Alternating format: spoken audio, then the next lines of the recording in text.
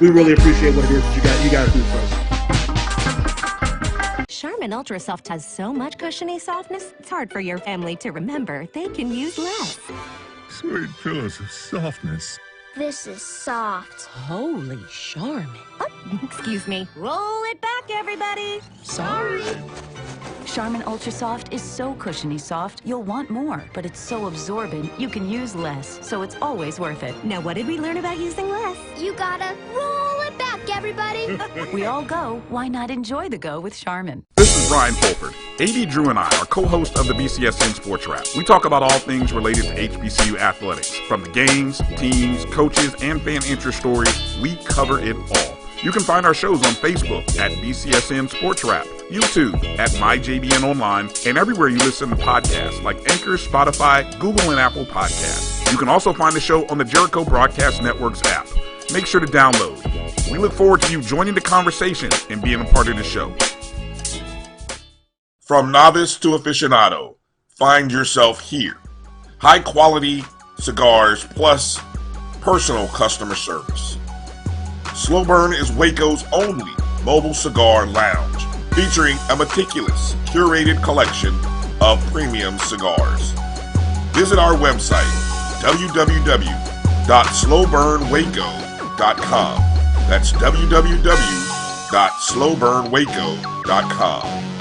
Have you had your Earth Blend coffee today? At Earth Blend Coffee, we take pride in offering you the very best of beans across the world, blended and roasted to perfection, giving you superior quality and satisfying and flavorful taste. Experience the world in one cup with Earth Blend Coffee.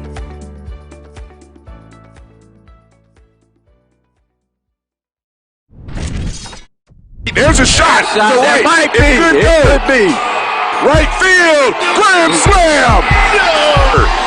What a shot. That's how you get hot, young fella.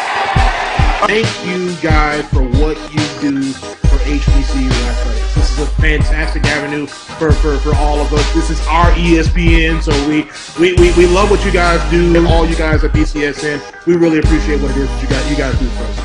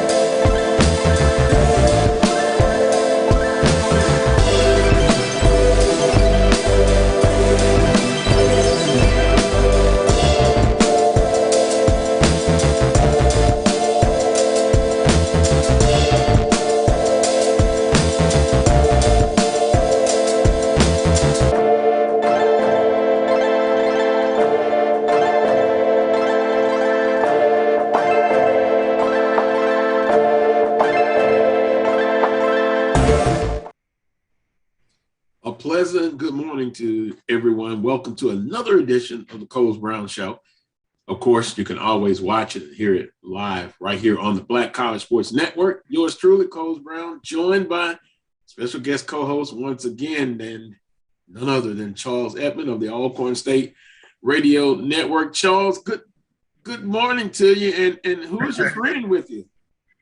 That's our third leg of this Carlos Brown show. He's going to join us for a segment or two behind me. He's got a lot of skeletons in his closet that he wants to get off his chest. So we'll get him involved at some point during the course of the show. Well, just tell him observe and listen. We'll let him get in maybe a comment or two, maybe. But coming up on today's show, we appreciate you joining in here on the Black College Sports Network. You're watching the Coles Brown Show. Our guest menu is small for once in a long time. Of course, Charles Edmonds, you see him, he's joined me. And other guests will be the Director of Athletics at Southern University, Coach Roman Banks. I still refer to him as Coach Banks, Charles. And You know, the position of athletic director, it's a tough position. When you're doing well, you hear it, but if you're not doing well, you definitely hear all the chatter. So it's a tough position, and we're going to have a conversation, and we'll talk with Coach Roman Banks. So you'll be joining us, Charles, to talk to the former men's basketball coach at Southern University. I tell you what, Coach Banks has kind of grown on me. You know, I knew Coach Banks when he was the head basketball coach at Southern University. And when the opportunity was presented to him to be the athletic director, I didn't think he would take that gig, to be honest. I thought he would stay on the sidelines, and because he was very successful as head basketball coach. So for him to take that job, it was a leap of faith. I thought he's done a really nice job. I mean, there's some challenges, you know, dealing with the Coach Rollins situation, but I think, you know, the baseball hires have been solid. You know, promoting Coach Funches from Coach Pugh's staff, old staff at Southern, he's done well. So, I mean, obviously the biggest fish to fry was the football thing and how he's going to handle that. And apparently people are happy with Coach Dooley. Still early yet, but I think he's making some pretty good moves. So I'm really impressed with what Roman Banks has done during COVID-19. I thought he had a very tempered approach. He kind of slow rolls things. And as an AD, sometimes you got to know when to go fast and sometimes you got to know when to slow roll. And I think Coach Banks has done a nice job in finding that pace in terms of how he runs things. So I'm impressed with the job that he's done. I told him that at the softball and baseball tournaments this last season. So he's got a challenge in front of him here and trying to see how Coach Dooley's going to do and some pieces moving around. But I'm impressed so far, in my opinion, with what Roman Banks has done. Some people might disagree, but I think overall, I think you have to give him, some pretty good praise for the job that he's done amongst everything, all the moving pieces and COVID-19. And I have several points that I want to cover with Coach Banks, and actually the text messages are rolling in now about questions to ask Coach Banks. And you have to do it. And Charles, you've been in this business a while. When you do interviews, you have to ask the tough questions, but it's a way of professionalism that you ask those questions, and you never get personal. It's always professional. It's always business. And if it's something that you can't answer, then I like for them to state it that they can, or it's a personnel matter. We can't discuss it right now, but I will ask the questions, and we'll try to incorporate some of the questions and comments from the listeners as well. So Coach Dooley, we'll talk with him again, but Coach Roman Banks scheduled to join me at 12 noon. So the top of the second hour. But some news and notes, Charles, in the world of HBCU sports and college athletics. FAMU linebacker Isaiah Land wins the Buck Buchanan Award. So that's 2 Buck Buchanan Awards in a row. In the spring, it was Jordan Lewis. And now for the fall season, it's Isaiah Land. So congratulations to him. Got a chance to see him play against Mr.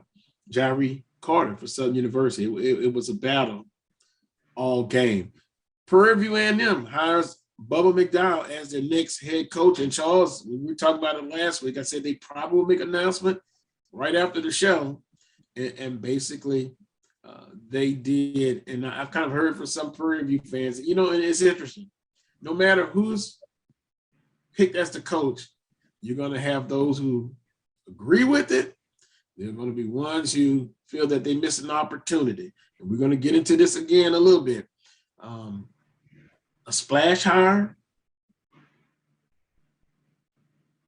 basically against the right fit. And I'll ask Coach Banks about that, because my first question is going to be, is the process of hiring Coach Dooley. But Bubba McDowell, he's been a steadfast in the Prairie View A&M athletics program and football. So congratulations to Coach McDowell. Any thoughts on that, Charles? It being now named the head football coach. And I guess one of the questions may be why it took so long. Well, I mean, I think Prairie View probably went through the process. You heard names out there. You don't know if it's true or not that Kevin Sumlin was interested in some of the other names that were kind of tossed around. You don't know that. Prairie View did win the Western Division. Prairie View did go to the SWAC championship game. You had your head coach leave to go to Southern University. So I think you want to keep the continuity in place. He's been on that staff a long time. Clearly, for him to stick and stay as long as he has, that shows you that he obviously is a solid coach, a solid person, however way you may want to frame that. So I don't have a problem with it. I didn't know much about Coach, until this last few days. But knowing that he's been on that staff, I think that you kind of saw it was coming because you didn't hear a lot of smoke coming out of that program. You didn't hear a lot of players transferring out of the program. So I said it last week, that told me, and I might be wrong about this, but it told me that maybe the players and people within that building are happy with the way things are going because they were going to be updated in terms of how this search was going to go and how it was going to lean. So I'm not totally surprised that they stayed in-house trying to, keep the continuity going. So I don't have a problem with it. You talk about getting guys that have paid their dues. He definitely has done that. So that checks those boxes for those who like that. So I don't have a problem with it. The Kevin Sumlin thing, it was a reach. Clearly, he was around the Houston area because he's now the head coach of a USFL franchise there. And so you kind of saw where that was leaning. But I think he wanted an opportunity just to get his name back out there. But I'm happy with the hire just from afar. And now that you got a head coach in place, now you want to build on it. Now who's going to be the quarterback there, and is it going to be Pass or whomever the case? I don't know, but we'll see. And now you got a coach, and now you got to get to work because signing day is just in a few weeks, the first Wednesday in February. I was talking to a person that's career has been architecture, and even when you're in construction, when you're building a house, right? If that foundation, if that slab is not correct, doesn't matter. That house is going to have some problems. And once again, I understand that, the splash hire and the NIL and all of those are now an integral part of college athletics. But I still will contend that you got to have the right fit. Now, the splash hire, celebrity hire, whatever way you want to term it, it worked for Jackson State. We give credit to Jackson, it is work. But it may not work at other places. But that is a choice that director of athletics and presidents and chancellors have to make. Do we go with that person who, in some cases, didn't have head coaching experience? And I will always speak out and fight for those, like I could think of KJ Black, TC Taylor, that have followed the process, done all the right things, and they're ready for the big word opportunity to be able to be a head football coach. And not just football, it could be basketball, baseball. And that's who I'm really concerned about, those type of individuals. So what does it say if you follow the process and you do the right thing? Isn't that what you're taught to do? Do it that way and you will be rewarded. So hopefully those two, especially those two individuals, you can throw out Coach Terrence Graves. Want an opportunity to just prove themselves. So it's an old saying, trying to keep up with the Joneses. I think it still goes down to what's the best fit. And so Prairie View decided to go with Bubba McDowell. And guess what? Time will tell, right, Charles? 4 years from now, no matter, we can give our opinions if they haven't hit benchmarks and whatever the people of influence have decided that this is what they have to do to be successful. If they haven't done it, then they'll move on in another direction, Charles. That's right. Yeah, I mean, you talked about KJ Black. KJ Black played at Prairie View. So Who's to say that we might not hear his name again in terms of being on that coach's staff? Who's to say? T.C. Taylor has clearly made a name for himself in terms of what he's done at Jackson State. So I think even though we talk about the splash hire, I get it because you want to generate that kind of buzz and attention. And it worked at Jackson State. They got exactly what they wanted with the exception of winning the Celebration Bowl. And my next, charge is going to be, we're going to see on draft day how this thing's going to go in terms of Coach Sanders trying to get players drafted in the National Football League. We'll see. We got the combine coming up. That's been released, some of those names. So I don't know if the Sanders effect has had an effect on all that. The list has come out with 40 players. We will see. But I think for me, the combines are great. All that other stuff is great. But now I think what people want to see is come those 2 days on draft day in the spring, are you going to see a player get drafted in those rounds in the National Football League? I think that's what's next. We'll see. You got Hugh Jackson. You got Eddie George. Tennessee State has played. Hugh Jackson's coached. Deion Sanders has played. We'll see. And I think getting that splashy hire is great. It's worked in some cases, but we'll see. I just think Prairie View, because of their success this past season, kept it in-house. I get it. You can clearly get that. If Prairie View did not have a good year and duly moved on, I think we might see something different, but that didn't happen. So you want to keep the continuity. I think that's what Prairie View did. And I don't have a problem with it because that roster is still pretty good. I think there's some work to be done, but clearly you don't want to break it up and blow it up because that's what would happen if you decided to go another direction. Right. Well, once again, congratulations to Coach Bubba McDowell, Prairie View A&M's next head football coach. Black College Hall of Fame, Charles, 2022 class, impressive. Ben Coates, tight end from Livingston College. Know him. No Ben, not Ben personally, but have seen and followed his career in the NFL. A person who I met and just genuine and just very humble person, Donald Driver, wide receiver, Alcorn State.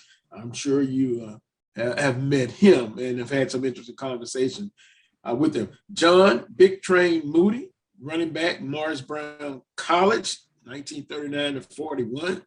Roscoe Nance. I had the pleasure of interviewing him when I had a local radio show, local meeting in the Baton Rouge area. But another guy that a contributor passed away. He's a writer, deservedly so, being in the Black College Hall of Fame. Just a tremendous guy, Charles. And he's missed, but outstanding person. Nate Newton, offensive lineman for FAMU, and you know him also as a member of the Dallas Cowboys. Wow, that part is tough to stomach, the Cowboys. But let me not take any shots at Cowboy fans because they're everywhere and they are vicious when provoked. They'll come after you. They really will. But congratulations to Nate Newton. William Billy Nix, coach at Morris Brown College. Didn't know that, but Prairie View A&M didn't know that. And then Sammy White, wide receiver, Grambling State University. And Sammy White, growing up as a little franchise, I love the Minnesota Vikings and just the memory embedded in my brain of him getting popped in the Super Bowl against the Oakland Raiders. Charles, I didn't eat for a couple of days after that. As a Vikings fan then, never won a Super Bowl, got there. Just tough. But an impressive class, the Black College Hall of Fame 2022 class. Absolutely. And we can start with Donald Driver, someone that I covered my early days at Alcorn, one of the great receivers that we've had coming through, $1 million smile, one of the best receivers the Green Bay Packers have ever had, ran track. I mean, just a good dude, just a good guy. And Roscoe Nance, I interviewed him at Media Day. He was at SWAC Football Media Day one year. And just, when you talk about coverage of HBCU sports and what he's done on a national level, you can't knock what Roscoe Nance, the late Roscoe Nance, has done. So clearly a great class, a little Alcorn flavor in there. And it's good to get some media folks in there as well. We're both in the media. We know people in that arena. And it's good to see some media people get that. I hope there will be a lot more. Rob J getting inducted to the SWAC Hall of Fame for his media coverage. So I hope we get more of that, because there are people that kind of laid the foundation, for us in that arena. The late Bob Carpenter, who used to call games at Jackson State, J.C. Police, Southern University. So, I mean, I hope more of those media folks, because we're familiar with them. We knew them. We know them. We hope that they get the love as well. But overall, a good class. It's always a good class. A lot of history, a lot of stories to be told, a lot of great success on and off the field. Also, more news and notes. Prairie View A&M SWAC and track coach, legend Barbara Jacket, passes away. Thoughts and prayers go out to the family and the Prairie View A&M family and the HBCU family. Jatiri Carter selected to participate in the 2022 NFL Combine. Also, Marquise Bell. And again, that I posted the list on the Coles Brown Show Facebook page, on the Coles Brown Show, and the Coles Brown Facebook page. There's a list of those participants that have been invited to the NFL Combine. And then congratulations to Shedeur Sanders and Coach Deion Sanders. FCS Awards, Jerry Rice Award, Shedeur Sanders, and the Coach Eddie Robinson Award to Coach Deion Sanders. Hey, man, they got it done. And as much as, and everybody knows how when Southern Jackson State participate in no matter what sport, it really gets the blood flowing, but you have to give credit what credit is due. They got it done. And so I'm not going to even think about a 10-point lead with a few minutes left and you lost. You had them, and we know who they are. We know who they are, but congratulations, Charles. They got it done. They did. And I can't even think about the 10-10 game, Alcorn and Jackson State. In the last game of the season, I think we kind of had them on the ropes as well. 1 week later. So yeah. But congratulations to both. You knew the accolades and the hardware were coming, and so they look pretty dapper there. You saw the pictures on social media. Both of them, a $1 million smile on both. So congratulations to both of those individuals for jobs well done. How's your friend doing in the background? He's quiet, but I'm sure he's listening. Yeah, it's like 35 degrees here, so he's completely underdressed for sure. But he's just taking notes behind me, and we'll get some comments from him later on in the show. It should be interesting, to say the least. Well, I was hoping its looks are not the result of, like here in Baton Rouge, it was one day it was 81 degrees in a matter of not even 24 hours later, take away 50 degrees. It was 30 degrees. I was thinking maybe that was the result of what happens when the temperature changes that quickly. But of course, I'm being facetious. But this weather is really something. There's a saying: if you don't like the weather in Louisiana, stick around. In the next few hours, it'll change, and maybe it'll be more to your liking. Also, let's go back to Prairie View A&M. We were talking about it before the show started. It's, with social media now, and when things happen, it gets out quickly, And, of course, 3 coaches that Coach Dooley brought with him to Southern University, they now have, and it's not really official, but it's only a matter of time, have gone back to Prairie View A&M.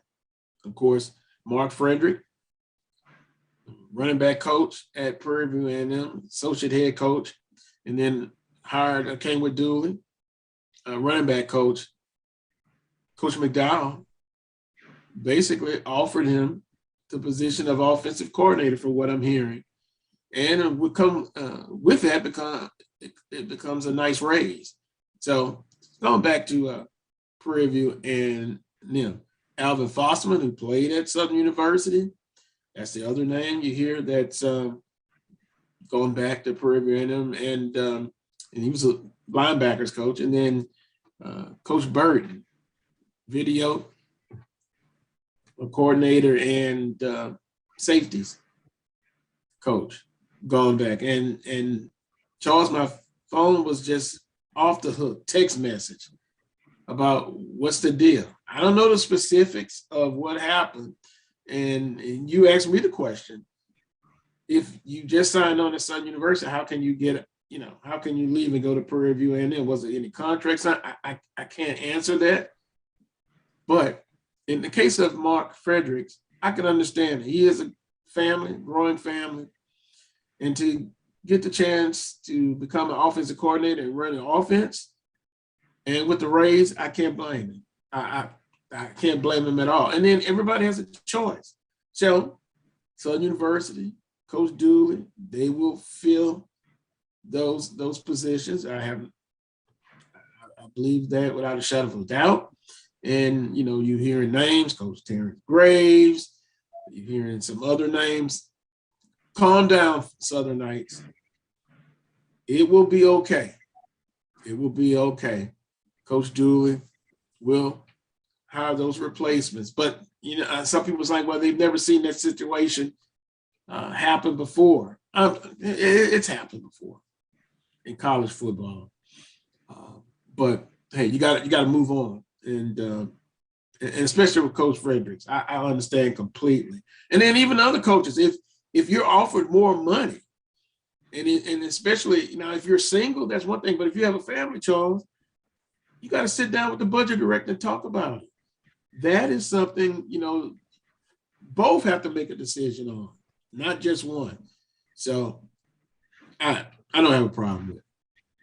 I really don't. Yeah, we don't know all the specifics. You're right. I mean, we don't know the underlying reasons. We don't know if they were under contract at the time or not. If I were to take a guess, I would say no.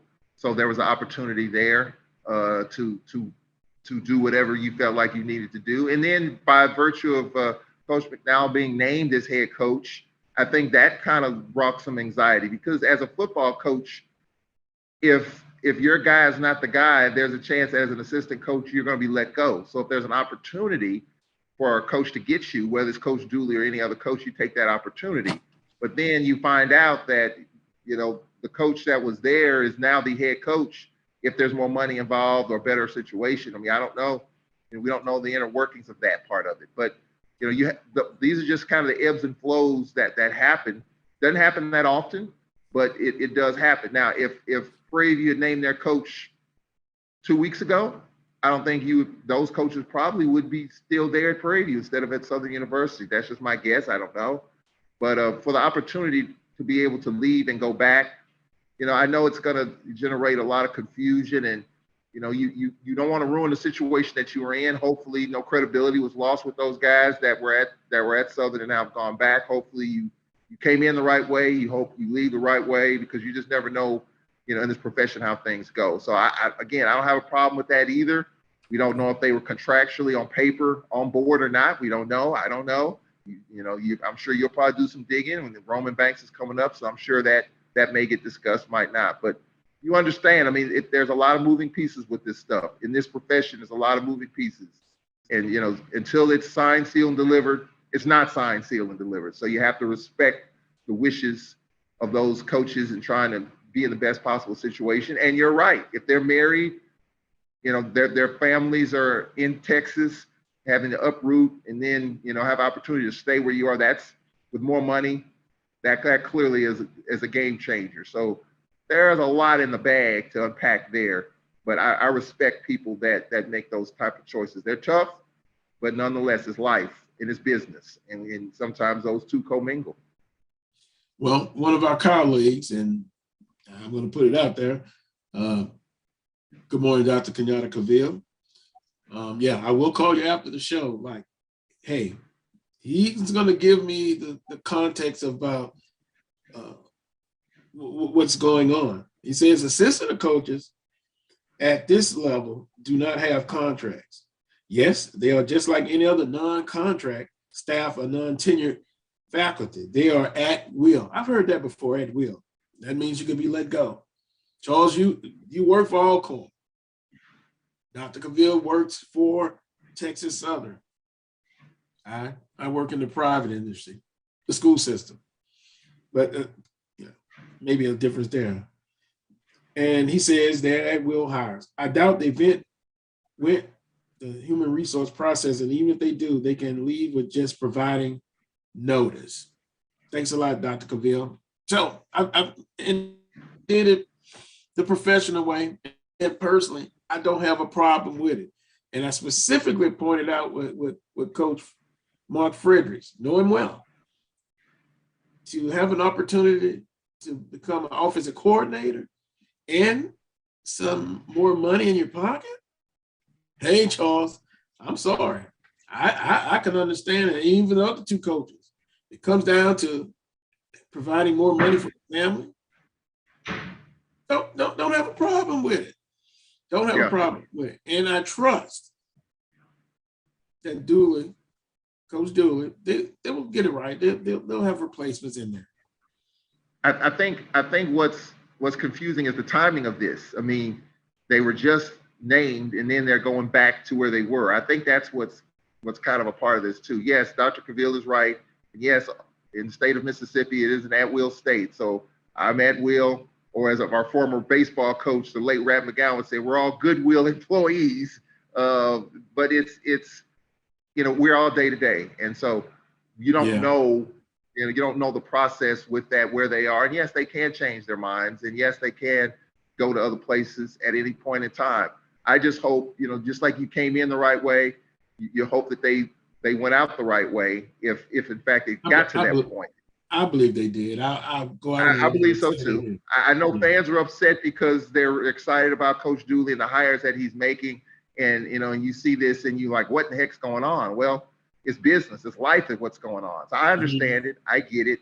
And so if it's done the right way, it's okay. And, there are a lot of assistants who need opportunities.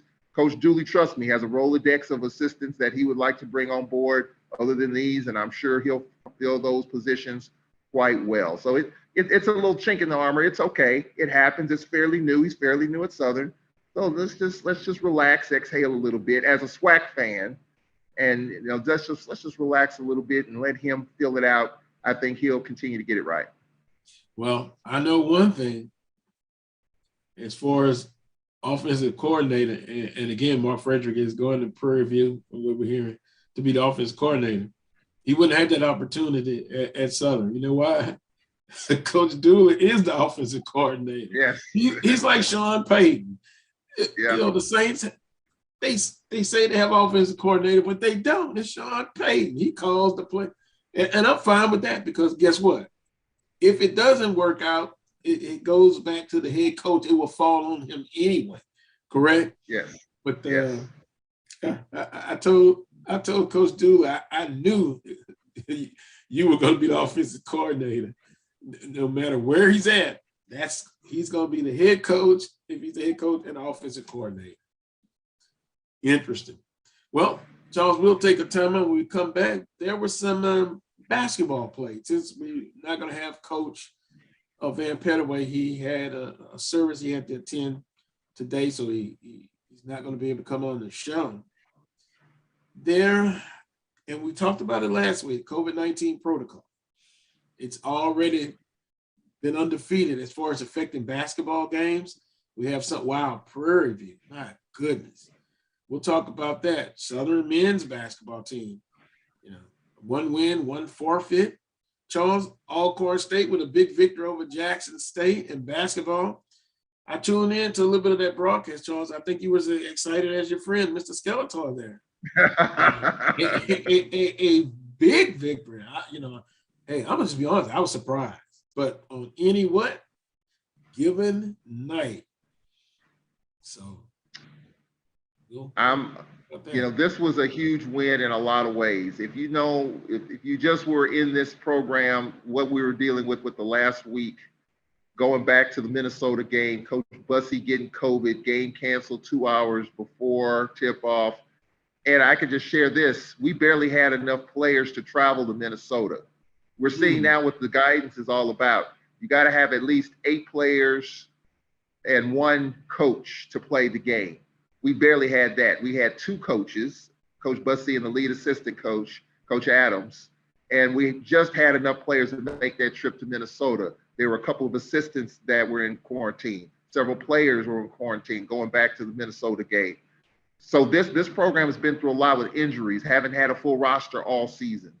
And for them to come out against Jackson State, big rival game right off the bat, and really lock it down defensively, I thought it was that, and I said it, that's the Landon Bussey special. 65 to 50.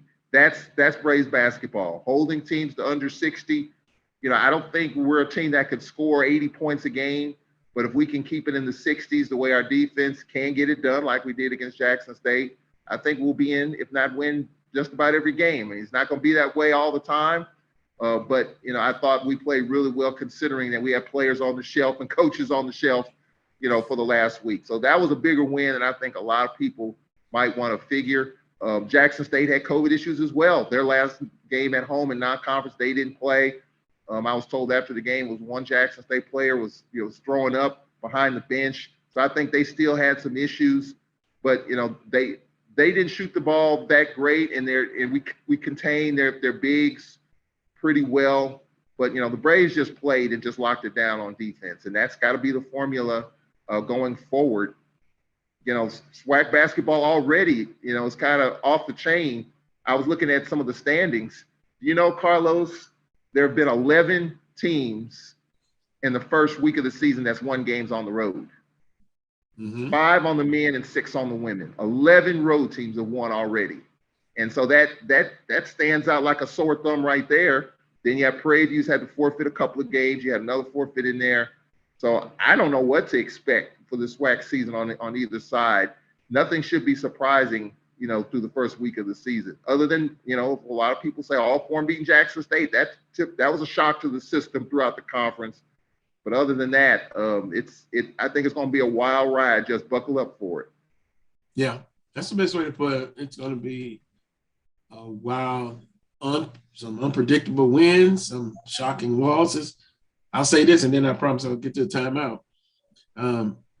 One thing I've noticed, and you kind of know this, but sometimes you have to get reminded. Texas Southern and Southern in basketball, to me, and hear me good, in basketball, both women and men, it's equivalent to the Southern Jackson State rivalry in football. It's chippy in basketball. Oh boy, it's chippy, and they play first, either 1 or 2 every conference, and they had some chippy parts in the game on the men's side. Boy, Texas Southern women down to 8 players. I guess, you know, COVID, the head coach, Coach Cooper. I mean, it was just tough. But I tell you what, they still fought, and they fought, and Southern, you know, was able to get the victory both on the women and the men's side. But chippy, that's the Southern Texas Southern play. Boy, it's a lot of emotions. But I'll take a quick timeout. When we come back, it'll be more of the Coles Brown Show right here on the Black College Sports Network. I'm Coles Brown, joined by Charles Edmonds of the Alcorn State Radio Network. We'll be right back. Extra Soft has so much cushiony softness, it's hard for your family to remember they can use less. Sweet pillows of softness.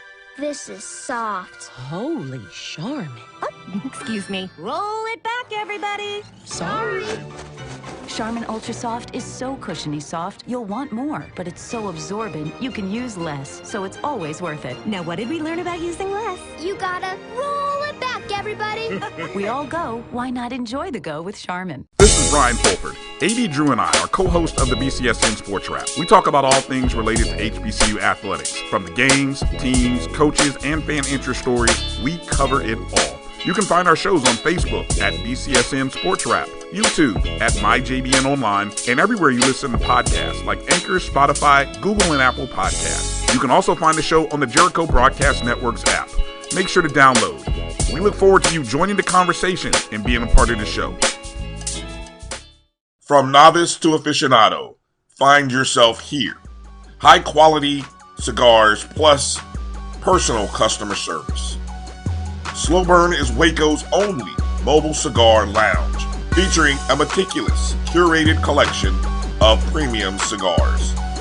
Visit our website, www.slowburnwaco.com. That's www.slowburnwaco.com. Have you had your Earthblend coffee today? At Earthblend Coffee, we take pride in offering you the very best of beans across the world, blended and roasted to perfection, giving you superior quality and satisfying and flavorful taste. Experience the world in one cup with Earthblend Coffee.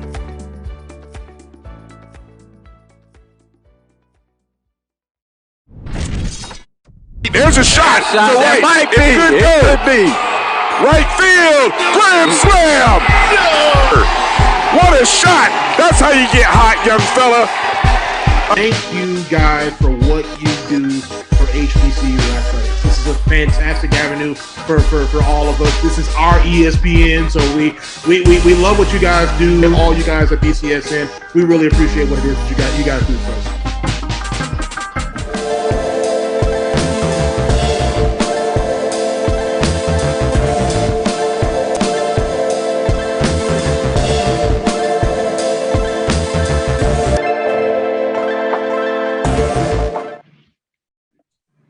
Welcome back to this week's edition of the Cole Brown Show right here on the Black College Sports Network. I'm joined by Charles Edmonds of the Alcorn State Radio Network. Charles, on the women's side for Southern University, 2 wins against the Texas two-step, Texas Southern and Prairie View, and take care of business at home. You said in the last segment about how many road victories teams have gotten. That's outstanding. So the formula is still the same. You win at home, and if you can split on the road, you put yourselves in the position to be successful. For Southern University, over Texas Southern 70 to 60. Kayla Watson for Southern University, she led the way with 13 points. For Texas Southern, Aaron Shalexis, 17 points and 6 rebounds. And if you kind of look at the field goal percentage, and I don't want to give you a whole bunch of numbers, but Texas Southern put up 52 shots. They connected on 20, 38% from the field. Southern University put up 81 shots. There's 29 more shots, 24 of 81, a lower percentage, 29.6.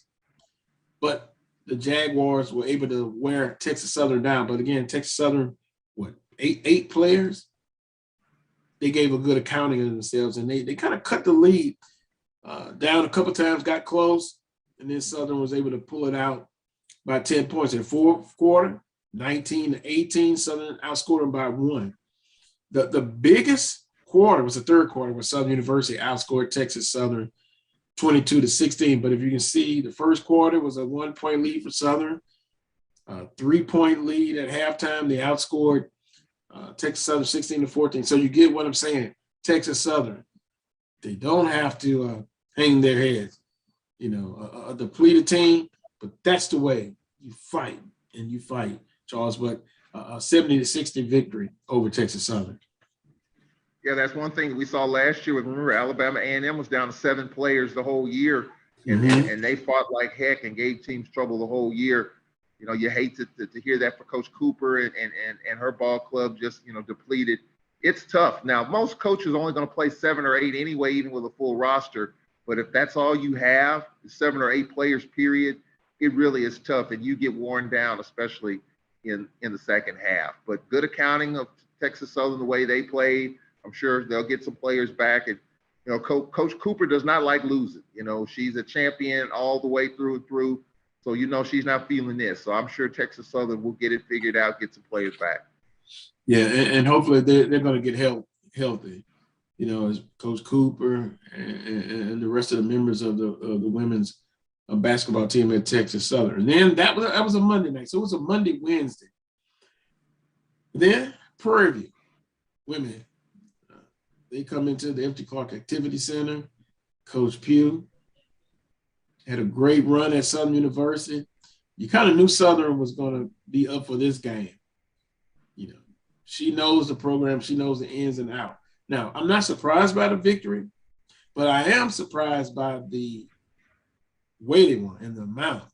They defeated Prairie View 89-52. Wow. 37 points. Charles, are you surprised by the margin of victory? I am, especially since Prairie View got a former Alcorn player, Curtis Clark, who's a pretty decent scorer in this conference. She can give you 14, 15 a game easily. And so, you know, they added to their weaponry there. And for them not to get it done, I think maybe defensively, I think, you know, Prairie View's got some work to do, but Prairie View's got some pieces on offense to be able to put the ball in the bucket. And for Southern University, for the Lady Jaguars to put up that volume number of shots and points, I'm just wondering for Coach Funches and his team, do they have some more offense where they're getting shots at the bucket? When you get that many shots up, you know, you can have a small percentage and still put up a lot of numbers. And so that could be something we're going to have to deal with. That's an eye-opener to put up that many shots. But I am surprised that Prairie View just didn't get it done because they do have a little bit more offense than they've had. And Coach Pugh was really excited about this team. I mean, you see her on social media posting stuff, really excited about this team. Not a great way to start for the Lady Panthers. Yeah, Amanda McWayne, 24.6 rebounds, led the way for Southern University. And as I turn the page here, the Jaguars put up 70 shots, made 33 baskets, 47%. So that was a big difference. And the tempo was really fast. And when you look at Southern University in the past under Coach Pugh, they were a team that basically, Charles, wouldn't you say more of a half-court offense? On the defensive side, they pressured and they played good, solid half-court defense, sometimes full-court press. But now it seems that this year, just my observation, Southern women, they have a little bit more talent. You know, they've added some pieces, and they're playing a little faster. So to put up 81 shots, yeah, that, you know, sometimes in the men's game, they don't put up 81 shots on a consistent basis. But, hey, 24-hour rule, you win those games, then you got to get ready. Now Southern's on that Florida swing at FAMU, who, by the way, did you see they got a last-second shot with 0.7 seconds left against Bethune-Cookman women? They got their first victory, and then Southern plays Bethune Monday night. So a good way to keep serving home for Southern women. If Southern is going to be that up tempo, and that's clearly what it seems like they are, they could be a tough out because you get up volume shots and you don't have to shoot a great percentage and still get the points that you can get 80 points, and that's going to be good enough to win on any night in this league. We clearly have seen that. It's going to be interesting now though because this is the first conference game for the Florida schools, and I predict that's going to be the toughest road trip in the conference, Carlos. It's early yet. Somehow I knew you would. Yeah, I mean, I talked with Coach Bussey about that yesterday. You know, it's always been the Texas teams, and his reasoning is because you know Texas Southern and Prairie View are good, and you know you got to bring your A game or else you're going to get blown off the floor. But in terms of travel and logistics, I think this Bethune-FAMU trip is going to be the toughest because you're flying most of the time. You know, a lot of teams are flying. I know we're flying in Tallahassee and then busted it to Daytona, which is like 4 hours, 5 hours, and then, you know, you're going to fly out of Daytona, however way it works. That's going to be a tough trip logistically, you know, trying to make, because that's a long bus ride, especially for the Texas teams that are going there. You know, even for Southern or for Grambling, you know, I think it's going to be tough logistically. So I think over time, you're going to see how tough that trip is. That's our next road trip, by the way, after this one. We go to Tallahassee first, and then we go to Daytona. So I'm anxious to hear how tough that road trip's going to be. But if Southern can come out of that split on that 2-game swing I think they'll be just fine, because I think it's going to be tough to win 2 on the road in this conference. Yeah, win at home, break even on the road, and if you can go 2-0 on the road, that's letting you. On the men's side, and then we'll transition to our number 2. You remember I talked about it being a chippy game, Southern and Texas Southern. Great history between those two men's basketball programs. Southern with a 13-point victory over Texas Southern, 63-50. And I thought it was going to be tough for Southern University. Let's just be honest. Texas Southern, huge victory against Florida in the non-conference game. Albeit they hadn't played, I guess, in a little bit. But you know, Johnny Jones is going to have Texas Southern well prepared and ready to come back to Baton Rouge and play.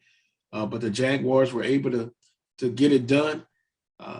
Jaden Sadler, 16 points, 3 assists. Also for Southern, Tyrone Lyons with 11 points. And then you had Brian Whitley, who had some big baskets coming off the bench with 13 points. And, you know, in the last couple of years, this game was really, really close. And to a certain extent, this game was close, but Southern was able to pull it out in the second half, Charles. I think it was a big win for Sean Woods. You know, I think there are some people who still question what he's done at Southern University. Some people might still question whether or not he's a good coach or not. I think this game, you know, albeit, you know, first conference game early on, I think it was a huge win. You know, you're beating the tournament champs. You know, a lot of people didn't have Texas Southern, you know, winning the tournament last year. I thought Prairie View was the team to beat, but Johnny Jones, he's grown on me too, Carlos. You know, coming in and following Mike Davis, kind of a different kind of guy, kind of low key, not the fire and brimstone of Mike Davis, but this guy can flat out coach. He can flat out make the pieces fit, and he can flat out match you up. And for Southern to do what they did, I thought it was a huge statement win early on, you know, against a very good basketball team. And so, you know, we'll see now as they go on the road. Now, I think Sean Woods, you know, what he did at Valley was terrific. What he's doing at Southern is good. I think we just need to say that Sean Woods is a pretty good basketball coach. You know, he talk about the off the court stuff and his attitude, behavior, whatever you want to say. I mean, I think he's shown a lot of humility and calmness since he's been at Southern, to me, just watching him from a distance. But I think the guy can coach. And I think he's proving that, putting those pieces together at Southern University. If they can get it done and split on this Florida swing, I think Southern's going to be right there, you know, towards the end. And it's still, we have to get used to the travel part now. Alcorn, Jackson State, Southern, and Grambling, because many years, and they had to make the adjustment because of, you know, adding FAMU and Bethune-Cookman. But now Southern and Grambling State travel partners. So Southern at FAMU today, 3 p.m. I think the women kick off at 1 p.m. and then Monday. And those Monday night games, you've talked about it. Coach Pettaway, previous years, has talked about it. Those are the games that are really, really tough, and you got to be focused both mentally and physically. So if Southern can split on the road, that will be 3-1 after 4 playing days in the conference, because they got a forfeit for Prairie View. And boy, you got to feel for Prairie View and men's basketball team and Coach Smith, COVID protocol. He's got COVID, so you know, best of wishes to Coach and the staff and the players at Prairie View A&M. Yeah, it's tough. I mean, we thought we were on the back end of this thing, and now it seems to have gotten, you know, we're back to where we are, if not worse. And now last year at this time, it was about rescheduling and trying to fit games in. It's only going to be rescheduled if both teams have COVID and the game's not played because of that. And now you got to figure out how you're going to reschedule a game. But if one team's got the cases, the game is a forfeit, and that's that. You move on. And so this is different. It's tough, I tell you. And I know for Coach Smith, and I'm going to talk to Coach Bussey about it after the game, because he knows Coach Smith well, how he's doing it and what he's thinking right now. because this team, this team made it to the championship game last year, and they're 0-2. Can't make those games up. And what is he thinking? The continuity, the consistency, just the ebbs and flows on the court. Out of sorts, out of sync. And so, we're going to see if they can bounce back. I think they will. But it's definitely a brutal way to start when you've had to forfeit, not lose, but forfeit your first couple of games. But, most importantly, the health and safety and well-being of Coach Smith and those players at Prairie View and everyone that is dealing with this, because this is no joke. And you just want to get as healthy as you can, get back out there and do the best you can. Yeah, I mean, in your travels, you broadcast football, basketball, baseball. I work in the East Baton Rouge Parish school system, so I'm around, kids and continue to mask up, and some school systems, and I don't want to go off on a political thing here, but some school systems, and I'm talking about local, they're still given the option of wearing a mask. And even if the system I'm in did that, I'm still going to mask up. And, hey, you have to decide you want to get vaccinated and the booster. I've gotten them all done, and I'm still being cautious. Hopefully 2 years from now, we can say something different. But as of now, me and my house, we're going to do as much as we can on our end to be as safe as possible. Yeah, I mean, just for me being in the airport, you have to have a mask on in the airport. You have to have a mask on the airplane itself. I don't have an issue with any of it. If, they're talking about a fourth shot from Moderna, they're talking about a fourth shot. You've already had 2 plus the booster, they're talking about a fourth. If I have to take a fourth, I'll take a fourth. If I have to take a fifth, I'll take a fifth. I don't have a problem with it. It's whatever it takes to be safe for myself and my family. I don't even blink about it. Just tell me what I need to do. Sign me up. Let's go. And I think that's, people might think I'm crazy, but in order to have the lifestyle that we enjoy, there are going to have to be some sacrifices. And I think people are struggling with that. But, it's their choice. But last year, there was a little sympathy and empathy over this. This year, it's a little bit different. You know what to do. You know what you need to do. And if you don't, there may be a couple consequence or two that comes with that. We hope not, but that clearly appears to be the case. And what we're seeing in athletics even, I mean, we are thoughts and prayers with everyone, especially the teams that have had it, the coaches that have had it. But unfortunately, we're at a point in which there's going to be some forfeitures. And I wonder what ADs are thinking on this. When you look at their resume and their record, like you've had 4 games lost due to COVID, is that gonna cloud your decision making in terms of if you're an AD and you're trying to evaluate your coach? That's probably gonna be some other storylines we'll be dealing with later on the back end of this basketball season, because everyone's being safe, I guess, and so we'll see how that turns out. But it's a totally different world, folks. Get used to it. It's not going anywhere. Be as safe as you can. Be as cautious as you can. But understand what's going to take place here. And speaking, you mentioned AD Roman Banks is ready. So we're going to take a quick time out. When I come back, I'll visit with Roman Banks, Director of Athletics at Southern University. You're watching the Coles Brown Show on the Black College Sports Network. Charmin Ultra Soft has so much cushiony softness, it's hard for your family to remember they can use less. Sweet pillows of softness. This is soft. Holy Charmin. Oh, excuse me. Roll it back, everybody. Sorry. Charmin Ultra Soft is so cushiony soft, you'll want more. But it's so absorbent, you can use less, so it's always worth it. Now, what did we learn about using less? You gotta roll it back, everybody. We all go. Why not enjoy the go with Charmin? This is Brian Fulford. AD Drew and I are co-hosts of the BCSN Sports Wrap. We talk about all things related to HBCU athletics. From the games, teams, coaches, and fan interest stories, we cover it all. You can find our shows on Facebook at BCSN Sports Wrap, YouTube at MyJBN Online, and everywhere you listen to podcasts like Anchor, Spotify. I'm joined now by Coach Roman Banks. I still refer to him as Coach, Director of Athletics at Southern University. Coach Banks, good afternoon and Happy New Year. Yes, sir. You doing Happy all New right? Year to you. Hope you had great holidays. Yeah, Can you I hear me? did. Yeah, we can hear you. I didn't eat too All much. right. That was a good thing. And just trying to be safe in this world of a pandemic. Yeah, well, it's coming back around, and navigating through this is quite challenging, but we're dealing with it every day. Well, that is the truth. We want to spend some time with you.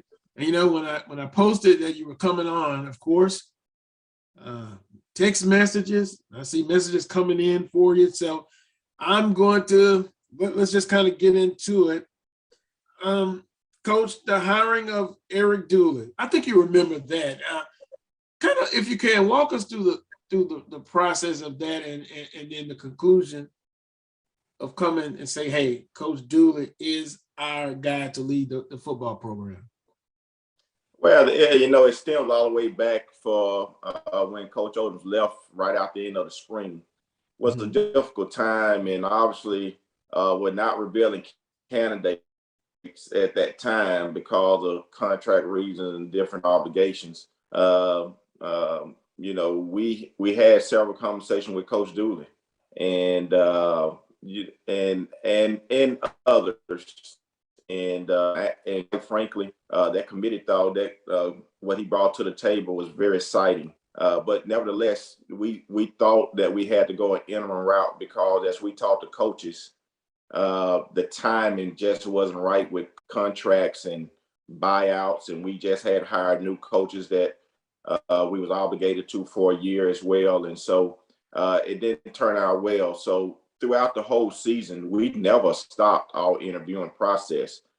We respect, highly respect people doing their jobs, and we're thankful for what Coach Rollins was doing. I heard a lot of chatting going on, but we were still going through our interviewing process day to day and supporting him and the team as well. And we did I did a lot of off-site visits with a lot of coaches. And at the end of the day, it just come back that we felt like for Southern University, what we were looking for, a person that can come in. And I think one that we always talk about what Southern University, the golden days, what it used to be and what it can be, I think is no better candidate when you have one that's been proven that lived that dream, that seen it, that was a part of it. And obviously we know that he's really a champion of a man. We know he's a very good person. He's a great recruiter. And we also was looking for a person, it never changed, that had, X and O's at this collegiate level, be able to deal with this transfer portal and be able to work the college level. And he, as we started weighing out candidates, he kept, once again, from going back to the springtime, we felt like that he was our guy. And, we knew that he could come in right away and bring some excitement and connect some dots to our alums and to our football alums, athletic alums, and to the community. And we definitely want to light that fire, because we do think that Southern University has its own prestige. And we think if you get the right person here and you're able to win, that it creates its own excitement. And so, different people are going about it, business are doing things a little differently. But we feel like that Coach Dooley fit what Southern University needed at this time. Now, Coach Banks, you just said fit, and that's kind of what I've been talking about. And, different colleagues have talked about, me and them, about the splash hire or the celebrity hire. I'll term it that way. You didn't say it that way. But how important is it? I say it's more of the fit. That's number one to me, besides over, just having a celebrity hire, and especially because if others are doing that, it's got to be about the best fit. Yeah, I'm not in the model of following people, right? When you're given a handle for leadership, you try to to hire, and we're using the same word, the best fit, whether that's a celebrity or Coach Dooley can be argued he's not a celebrity, but he's a splash. He's one of the hottest young coaches going right now at our level. There are some other schools outside of Black college that looked at Coach Dooley, especially from an offensive perspective of his knowledge and what he's been able to do for his scoring per game and stuff like that. And so he has earned his own respectability. Well, if they programs been struggling, they need to ignite some things, and I guess we refer to the Jackson State. They went on and did what they had to do, but that's not the case for everyone. I think it's all about the fit. I think and that's not successful for everyone. And then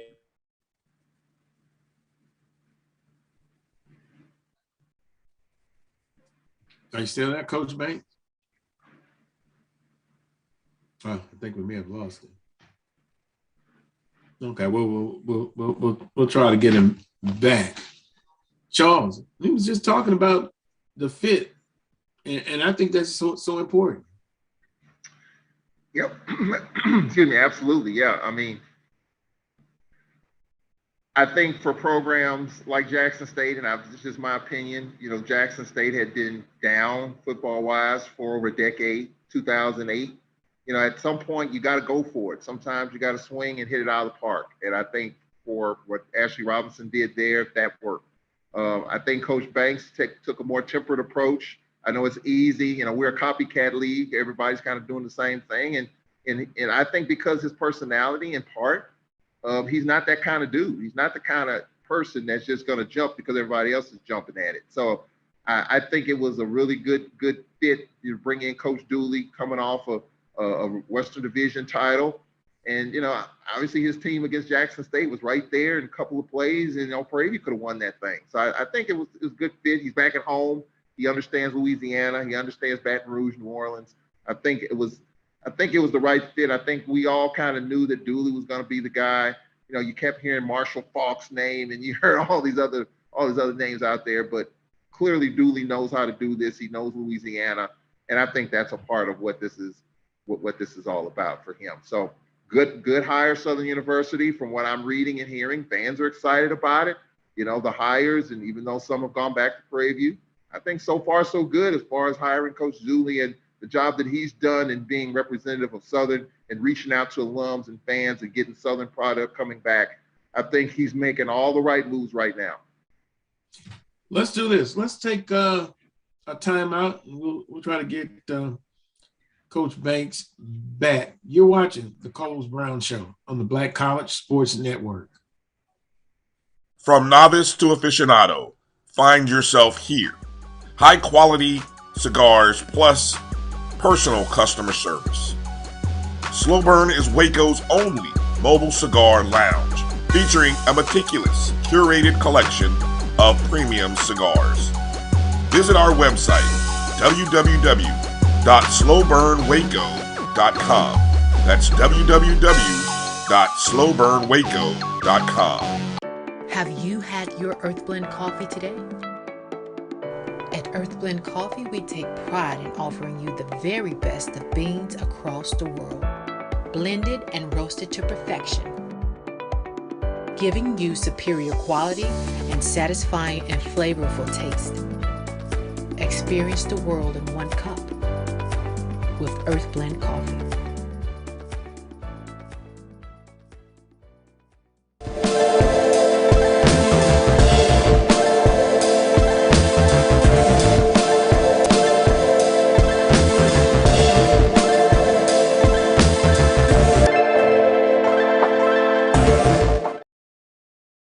All righty, welcome back. We're back here on the Carlos Brown Show, joined by Charles Edmonds of the Alcorn State Radio Network and Coach Roman Banks, Director of Athletics at Southern University.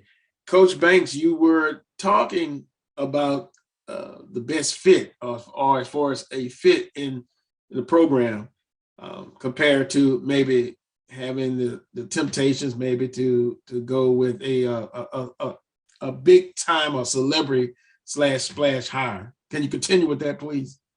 Yeah, I dive back in there. I don't know where we lost each other at, but and so like I was saying, Coach Dooley has worked his own reputation. You know, it's a lot to talk about, and it's a lot of credibility on the line. Also, when a person has worked his way from the bottom to the top as well, and learn a lot of insight about this business as well. And so you don't want to discredit that person, because that person speaks to opportunity for all of us as well. And so there are different journeys. It just depends on that journey. The ultimate goal is getting your program to where it needs to get to. And like I was saying, at the end of the day, I think Southern University, hey, look, we done had pro coaches here. You know that, you know, from some all the way down. So Southern tried to live everything, right? And so we probably was the first one to even try it in the SWAC. And so I think there's some history to talk about that as well. And so I just think that as we moved our program forward, the know-how and the connectivities, the dots that we feel like that Coach Dooley brings to the table really helps move our program forward. I'm looking right now at our recruiting. We've been getting several calls from players that play here, and just people that's been involved with the program because he's here. Is flooding my emails right now, and about you know, kids transferring in. And so we got our own excitement about our hiring and what took place.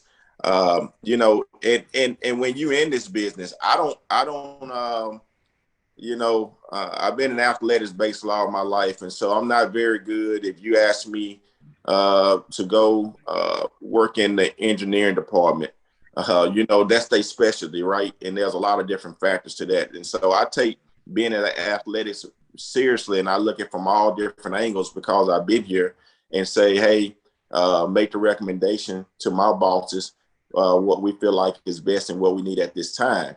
And so I think at this time, what we needed was to excite our fan base, connect our dots, bring some of our alums back. And I'm talking about our football alums that I know that can contribute and help us make a difference, that's coaching all around this state, that we can get that relationship right away. Charles, I know you have a question or two for Coach I do, Banks. Coach. Yeah, I do, Coach Banks. Happy New Year to you. I want to ask you about the program right now, where it is. I mean, from my understanding, from what I've read, it's a good time as far as Southern athletics. I understand some infusion of money's coming in to where Bumper Stadium updates and all types of stuff, you know, maybe indoor practice facility. So, you know, you talk about getting good coaches, getting good people, and now upgrading your program and facilities. So I would imagine this is a pretty good time right now for Southern University, a program that's been kind of on the cusp, right there, knocking on the door. Now you get a coach that's actually won a division and taken it to the next level. Is it safe to say that Southern University program aesthetically as well as personnel-wise is in pretty good position? I would say so. So obviously, you know, this haven't been an easy journey, you know, for the 4 years or so that I've taken over. We had a lot of challenges.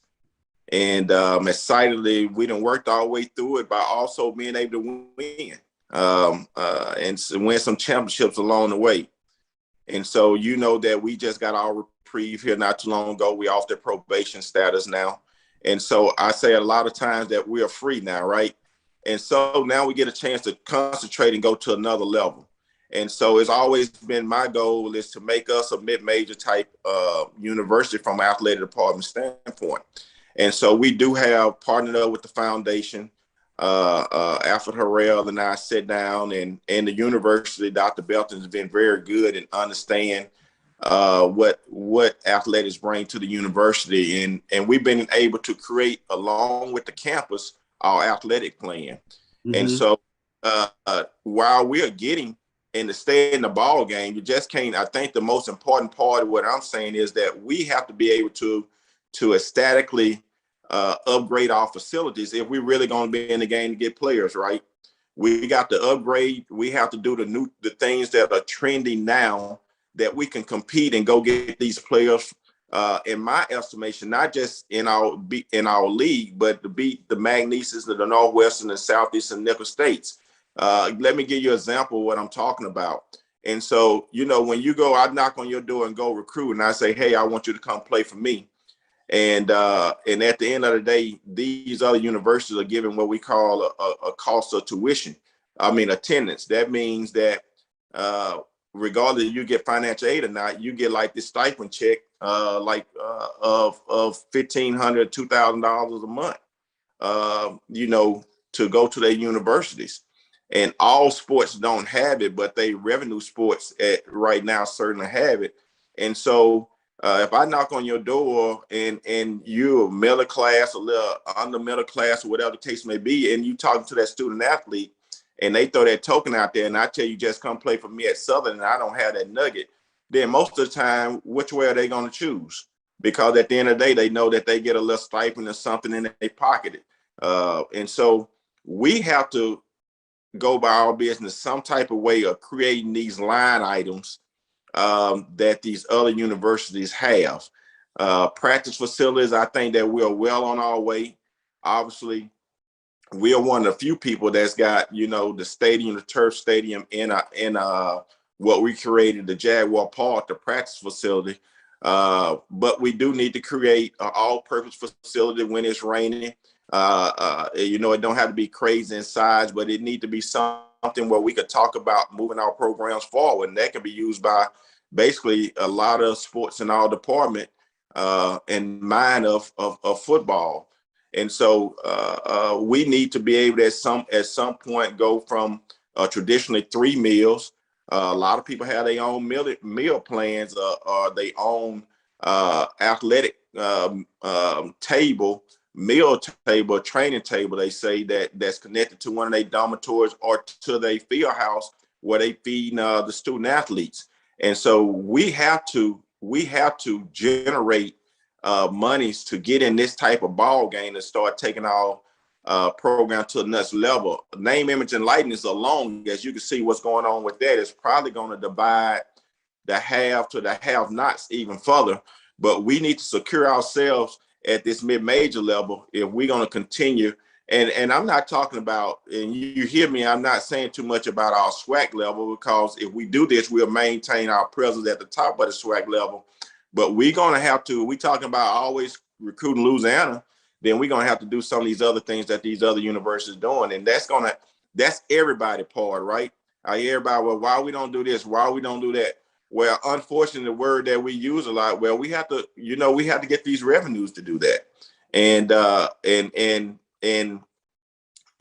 athletics is based on state revenue and it's based on ticket sales, basically, and money that we generate outside of that. And so we've been able to continue to grow our finances and generate dollars to bring ourselves to a certain level. You've seen the work we just did on our softball field for Title IX reasons, and we still have some things that we have to do for Title IX.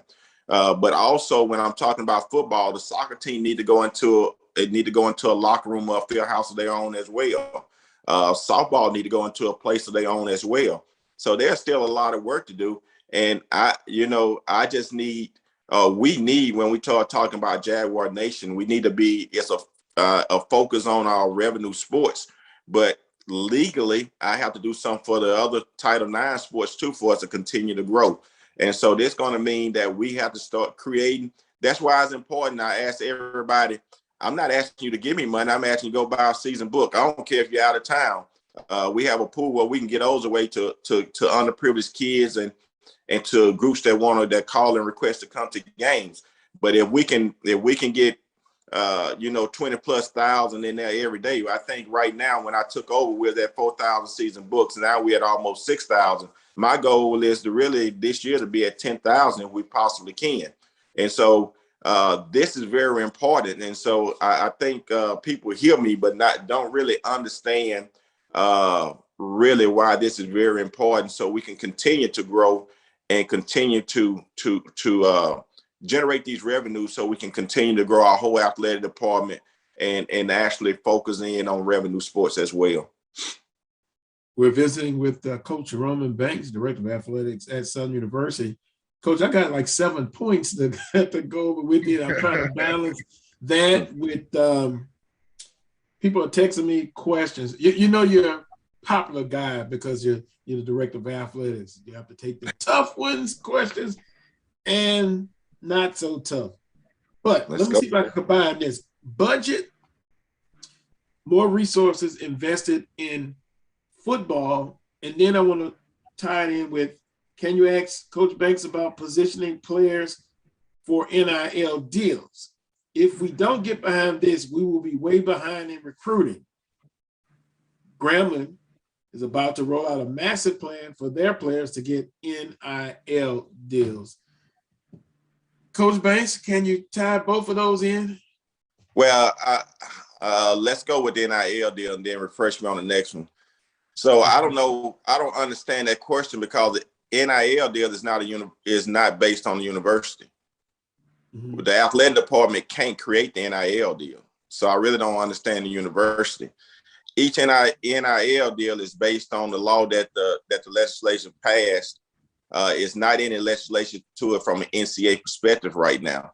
And so basically, and we do have some kids that's involved with walk-ons that's using their name, image, and likeness, and a couple of other entities. What our role is in it is to make sure we provide workshops that we're required to provide different type of workshops by the state for them to make sure that they understand the investment that people are making in them. But I cannot go out and say, Carlos Brown, you got a company, I want you to invest into this player. That's actually illegal. You have to make the contact. The student athlete then in return do some paperwork on file so we can have everything listed in file, and then the process for them take place. We don't even engage into the type of money that they make, right? And so and then we just a tracking mechanism from that point on. And there's no pay for play, but their name, image, and likeness. So those are two different things. So when they say ground about the road, they probably rolling out the understanding, and we talk to all student athletes about it as well, the understanding of the name, image, and likeness, but the university itself or the athletic department or the coach cannot create that. Carlos Brown can come to me and say, hey, I got a couple players who has the best from y'all understanding, the best social media platform, and we can advise you on those things. But we cannot lead you, or we cannot say, I need you to do this to get that player. All right. Now we know there are ways around that. But at the end of the day, a lot of people are like at Texas. I think somebody donated money for the offensive line, right? Yeah. And so in that relationship, basically the offensive line, when he said that, those offensive linemen contact that person and then the process starts. Right. Well, let me preface just by saying that was a question that was sent in to me. My question was more about, and thank you for the explanation, it's only guidance that Southern University can do. Budget, more resources. Yes. And let me be more specific. At the press conference, I saw President Chancellor Belton, and correct me if I'm wrong, he said that they were looking to, or they wanted to invest more into the resources in the football budget. Am I off base with that one, or what's the status with that? So we did do that. So I don't know if under our leadership of our past chairman, DeMoran Rutledge, we were able to get past another $600,000 to go to our athletic budget from the state. And so the Board of Regents get each institution a cap. And we are not at our maximum that the university can give us.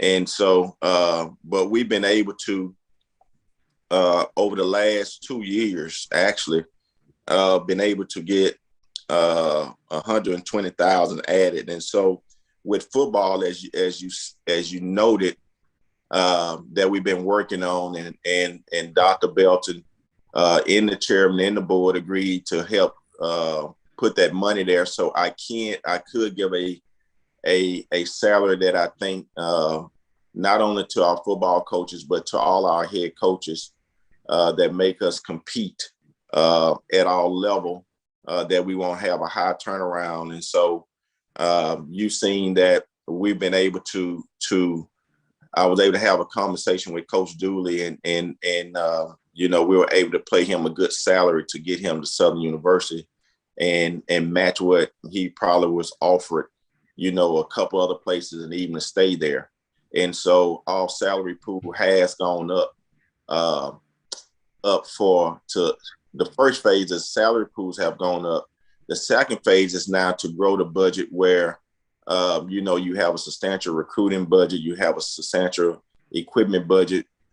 We have a substantial budget that we can do some, make sure that the stadium and all those things, when people walk in, signage and all those things are there. So we'll continue to grow that budget. We're visiting that, and we're also raising private dollars to do that.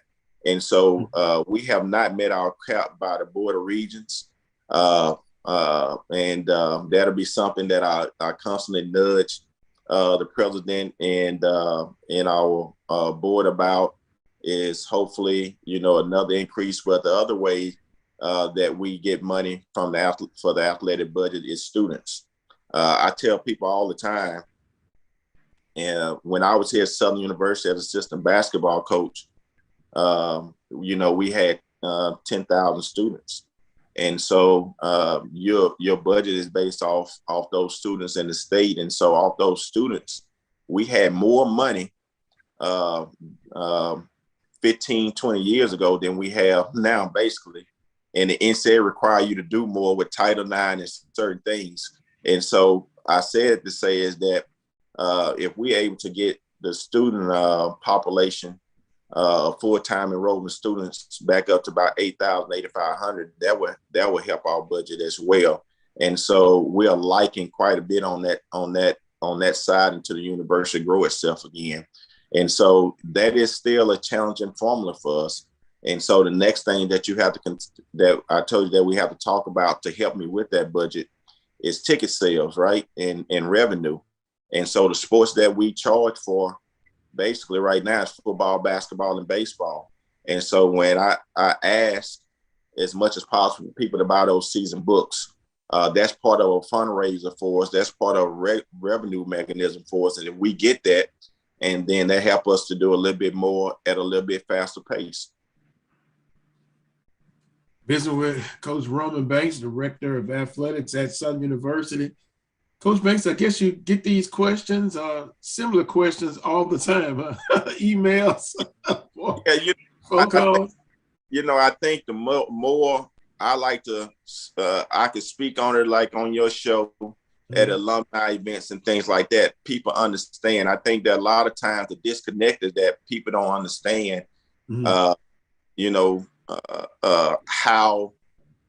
how the system works. And I say the system, that means from name, image, and likeness, what we're talking about right now, to what I just told you about a situation of leveling the playing field with the cost of attendance.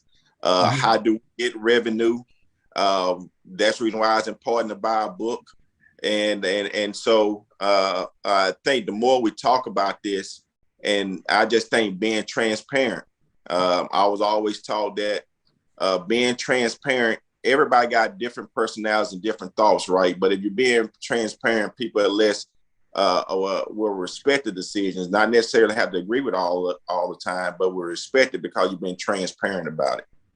Yeah, that is true. And you, meaning you, Southern, they can control the narrative, so it won't be any disconnect. Hey, you're getting it straight from the source. Charles, if you have another question, I'll get ready for my next point. I absolutely agree with Coach Banks. This is something that I've been talking about. Yeah, I agree 1,000% with Coach Banks. I think this is something that we all need to do. Every university in this conference and throughout the country has a national alumni conference in various places in this country. And I think that's an opportunity for masses of alums to get together and have symposiums with the president, meet and greet, questions, Q&A, and I think athletics needs to be a part of it. As part of that, there needs to be the athletic director and coaches to break down how athletics works from the budget standpoint. Southern's budget is whatever it is. Why is it the way it is? The formula, he talked about formula. That all I think needs to come out and just, like he said, be transparent about it and let people understand why Southern's budget or Alcorn's budget or Jackson State's budget is what it is. And if you do that, let people ask questions about it. And I think you come away with an understanding, okay, this is where we are, this is where we're not, and maybe I can help get it there. And I think that to me, what Coach Banks said just hit it right on the head. I think education leads to information, leads to action. And I think from there, I think we'll be in a lot better place and a lot better space. Yes. Well, I would agree. And that's what I try to do here on the show. If I can't answer it, and a lot of times I can't, but I can get it straight from the source and to explain it. And that's how I like doing this show. And so with that being said, Coach, I know COVID-19, Omicron, Delta variant, yes, I know it's tough. How are you dealing with that? Again, it seems like, Coach, we're back to where we started at with this. Yeah, Carlos, we're back to where we started, but there is this time, I think, a better understanding of this whole virus, right? And there's a more of a, trying to find the right word, there's more of a positioning to try to make sure that we continue to move forward with no stoppage anymore. And I think that's the sentiment around this whole country as well. And so the NCAA just come out with their new legislation about the vaccinations. And so, and now the versus quarantining for 10 days, now it's 5 days. And if you fully vaccinated means the 2 vaccines and the booster. And so we were one of the universities last year, if you know, we are probably one of the leading universities that got over 90% of our student athletes vaccinated. The football team was fully vaccinated very early. And so our coaches continue to do a good job of what I request of them and the student athletes and their parents, and that I'm grateful for. And I can say once again, as we move forward, you know, we are in the process of everybody, you know, men and women basketball have gotten their booster shots. And so when you're able to do these type of things, then, you know, you get tested and you can come back in 5 days with no symptoms. So between that Monday and Saturday, you know, we really feel like that if every university in our conference do what they're supposed to do and they get their student athletes boosted, that you may miss 1 or 2, but you'll have the bulk of your team. And so you look at what the NBA doing and the WNBA, they'll continue to move forward. You might not have all your players. Our rule is at least to have 7 players, and then the university to make that determination if they want to play.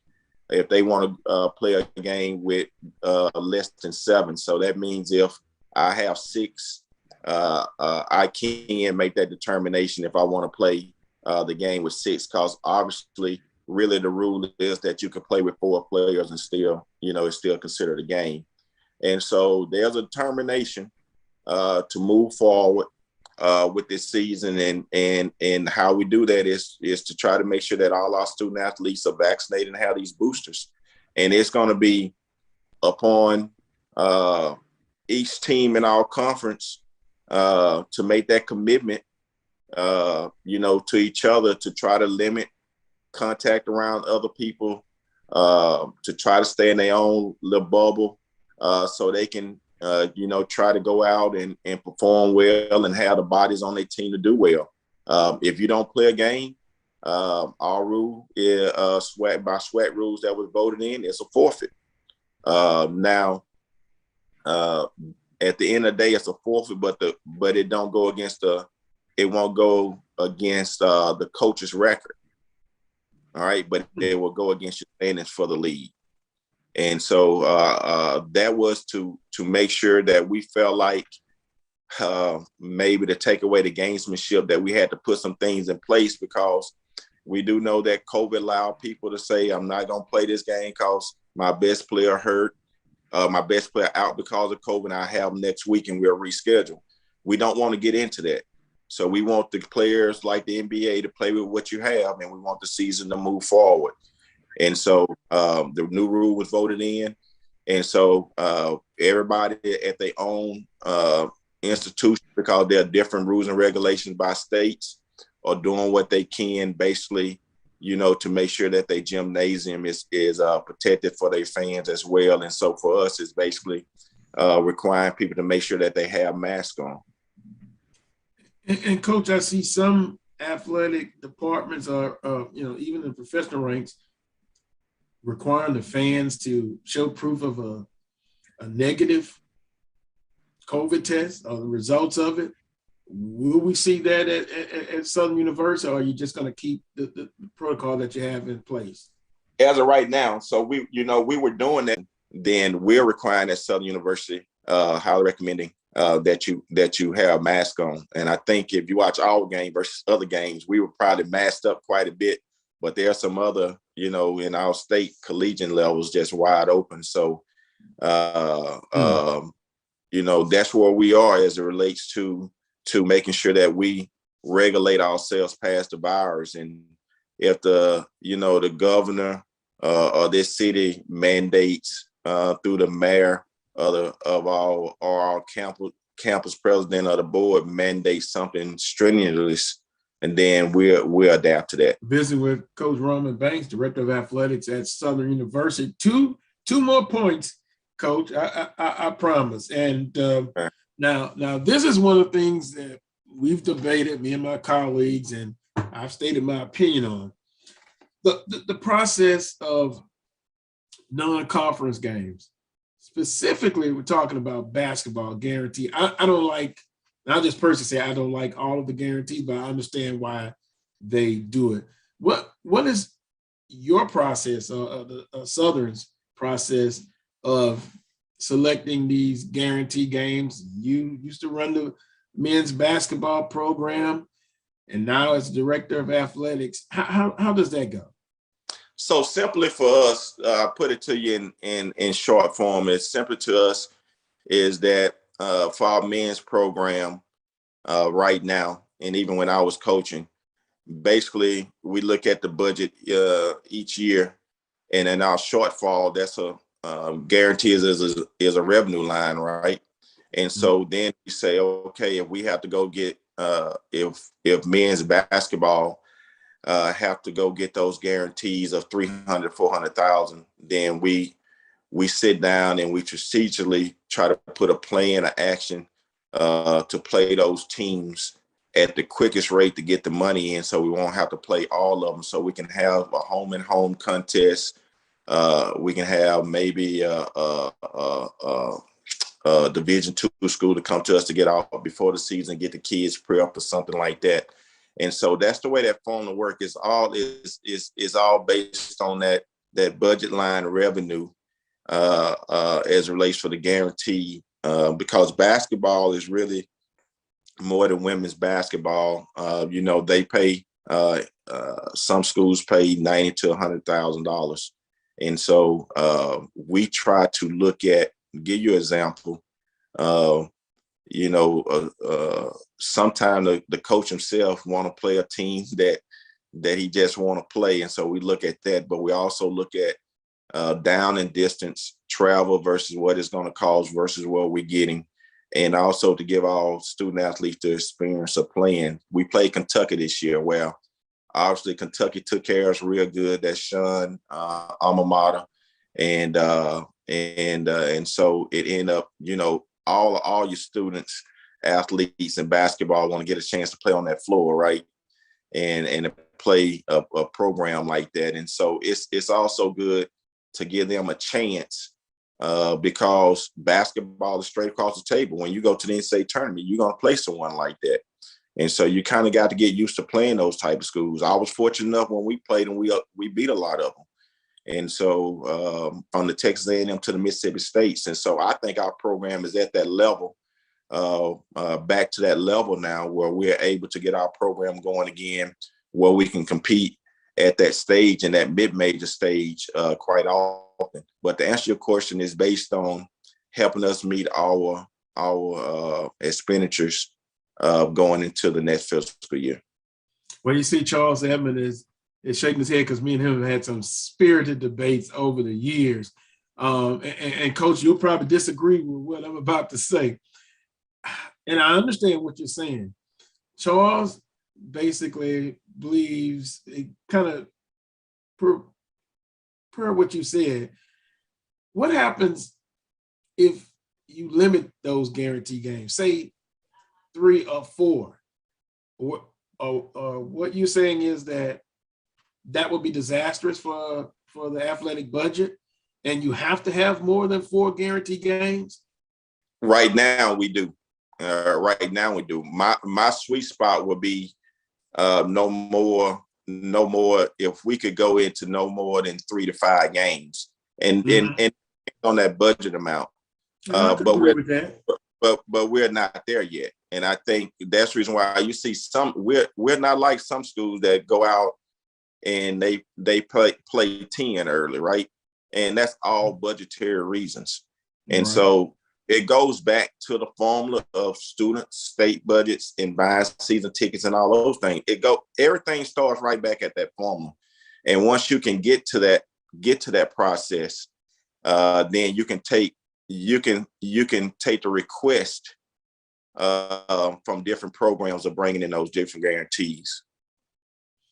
Well, so Charles, I guess you feel comfortable in that answer.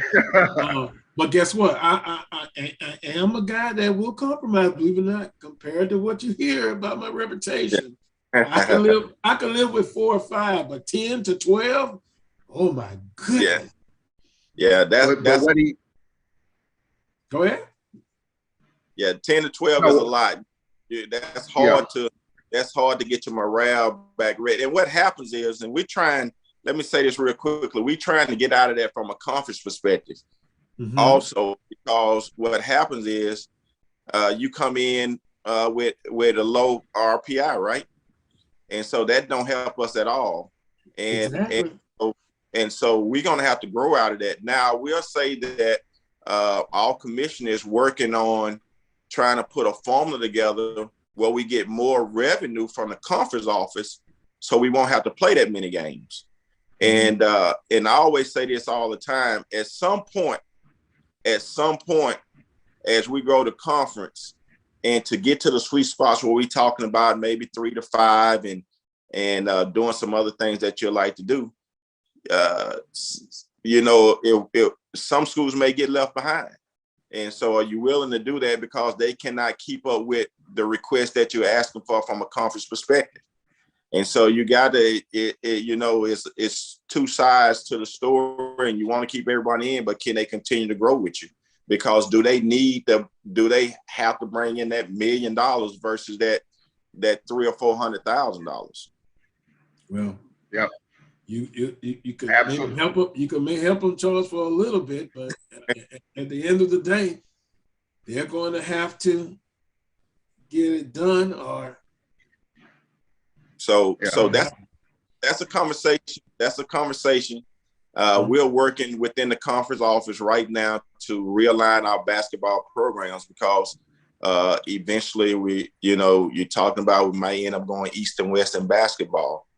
And so, there's a number of games. If you played everybody twice, then that's shortened the limit of games that you can play guarantee anyway. So that's all about the conversation right now.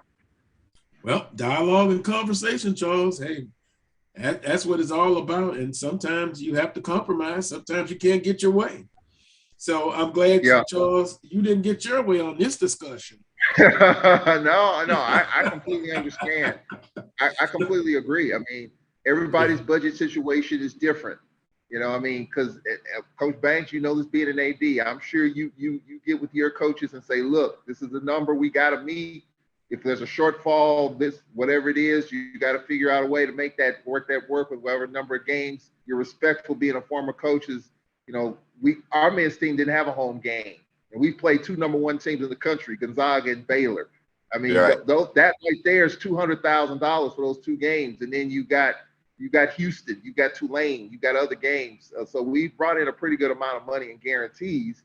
But I'm sure as an AD, there are programs that have more of a shortfall where they got to bring in more of that, because that's a pretty good coin for basketball if you really look at it. I mean, you're talking about 90, like you said, $90,000 to $100,000 per contest. But then you're also limiting the home opportunities. I know you would like to play more home and homes. Talk about that a little bit as far as the revenue. When you're playing a home and home, is there revenue involved with that? Is there a check exchange hands, or is your attendance basically your guarantee for your home game? So home and home is, if we basically going home and home, there's no exchange of money. There's revenue for your home games. One thing is, we often, just an AD thing is that we often engage for 3-to-1, or we try to do 2-to-1. And so several years we did Tulane and Louisiana Tech. We went to Tulane twice, and they came to us once. And so we got a home game and a check out of that one, right? And we're also able to get the victory. And you got to think about it. A lot of these schools don't want to come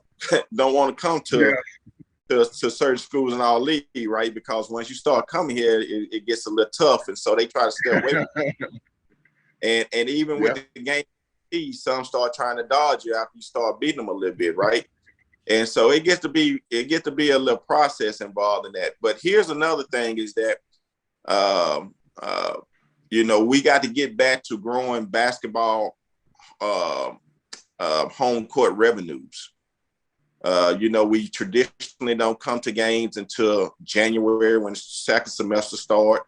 And so you talk about those home games, they start in November. And so we got to get ourselves accustomed to it, HBCUs, going out to these games early. So if you can create the revenue for the home game, and then obviously you won't have to go get that game guarantee. But right now, we're not, when I say we, the conference as a whole are not doing that, creating those type of attendance for their home game where it says that we can start shrinking the amount of guarantees that we play because we bring in money for our home contest. Let me ask you one quick question on that, Coach. This may be a previous commissioner, but was there not like a formula 9-5-3 where you played 1 year 9 of those big games and then it shrunk to 5 and then 3? Was that, I heard about that years and years ago. Was that something that was out there? Was that ever a reality? Or is that something maybe the conference might be looking at, trying to limit the number of those big time games and maybe create more opportunities for home games? Yeah, so we're trying to limit that right now. That's a formula that's thrown out there that we got a lot of basketball discussion going in where we're saying that we're going to subtract the number of games so we can play more home games and everybody in the formula come out with a better RPI, because at some point, if the RPIs are bad and we playing each other in conference play, it don't help the conference at all, because we're always going to be a 16 seed. We can't never talk about getting 2 teams in the tournament, right? And so more teams you ever get in the tournament, the better you can be. The more money to the conference, often the more money to the universities. And so, when you start talking about conferences that's getting 4 and 6 teams in, it pays for itself because they're just going to get the money back from the distribution, right? And so if we ever can get to that point of everybody making a commitment at their institutions to play so many games, game guarantees, and then give ourselves a chance to play home games and maybe neutral site games, is going to be better for us as a whole. I'm for that, and I'm for less guarantee games. I'm just going to stick to my guns on that one. But I'm glad you explained the process. And Charles, I don't think I was way offline on that one. I think you got to have a great compromise. So let's go back to use an example, because I know we can relate to this, Carlos, when I was with Tommy and Ben Joe and them. We played less guarantees. Back then. We played some, but we played less, right? I think we played 3, 5 max out maybe, but we had a lot of games, and we played Tuskegee and a lot of people like that that were Division II, bring them to our home court. Well, it goes back to what? Go back to the formula that I told you earlier. We had 10,000 students then, right? And back then we had even less sports, and we didn't have all the complications of the NCAA where you got to have your own academic team and all those things now. So we had a plethora of money that gave us the opportunity to do that. Now Southern have less students. We're growing state funds again, and so with more going on, we're dealing with less where we got to get our monies back up. And so if we ever get to those number of students again, that will help us, be able to make some decision, because that's a revenue line for us. And so I said to say 10,000 students versus what the 6,000. Yeah, that we have. That's a lot of change left on the table. And if we even grow that by 2,000, then we're able to do some things just alone that'll help the athletic department just off those other 2,000 students. And I think what you kind of went over with the campus improvements, both from the academic standpoint and the athletics, I think that helps attract more student athletes. Coach Banks, I got to get to this one now. That, I knew that basketball was going to bring up some conversation, but I had to get this one in as well. And I'm sure I know what the answer is going to be, but I've got to ask it anyway. 2022 football schedule, and then I put beyond. I'm not talking to 2030, but I saw the article in the Advocate by Jim Klein Peter. Are you 90% close to finishing the 2022 schedule for football? And are you working to 2023? Yeah, we actually working. We actually trying to do a 5-year schedule all the way out. So basically, I'm not going to give it all away, but you'll see something coming out here pretty soon. We're pretty committed to where we are with our schedule. We just have to cross some T's and dot some I's. That'll be out, and then we'll like to make sure that as we're working, because I'm committed to try to have at least 5 home games. I said that a long time ago. Attendance went well for us this year.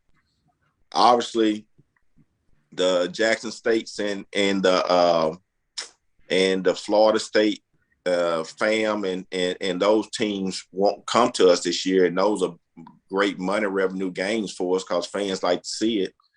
But we're still committed to putting 5 games into Mumford Stadium. The thing about them is that we need those games to have the same effect that these other games had.